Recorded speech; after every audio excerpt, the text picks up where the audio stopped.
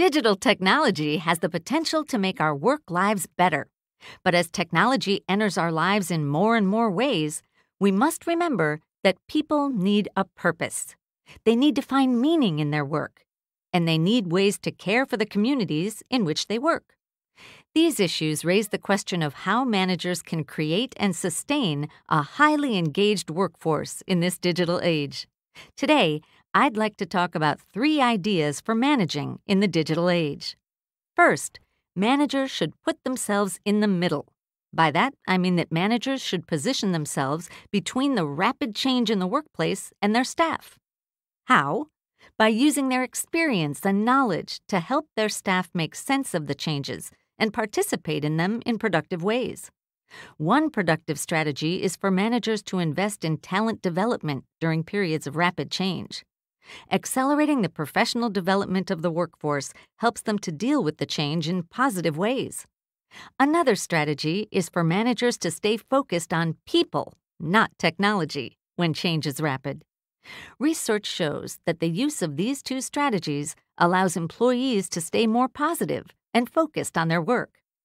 The second tip for managing in the digital age is this: managers must remember that managing is personal. Satisfaction with a manager is typically related to the manager's interpersonal skills and willingness to invest energy in the people on his or her team. A recent study by Gallup found that workforce engagement is higher when managers do 3 things. A. They have daily communication with their employees. B. They make an effort to get to know their employees personally. And C. They help employees develop their job skills. Clearly, the ability of a manager to be personally involved with staff is a key skill in this digital era. The third and final idea is that managers must communicate what they believe and why they do what they do. All managers know what they do, but surprisingly few really know why they do it. Some managers think, act, and communicate ineffectively because they fail to communicate their beliefs.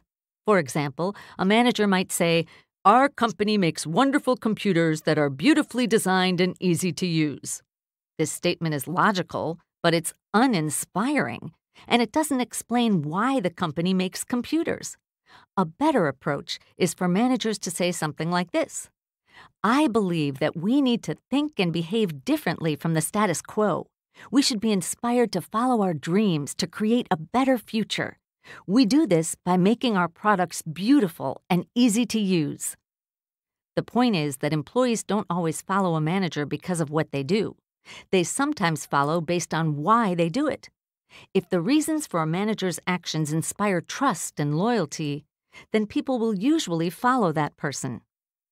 So we've seen that managers should put themselves in the middle. They should remember that managing is personal. They should communicate what they believe and why they do what they do. The digital age can potentially lead to great achievements, but skilled management is vitally important, as it can create the conditions for greater productivity and job satisfaction.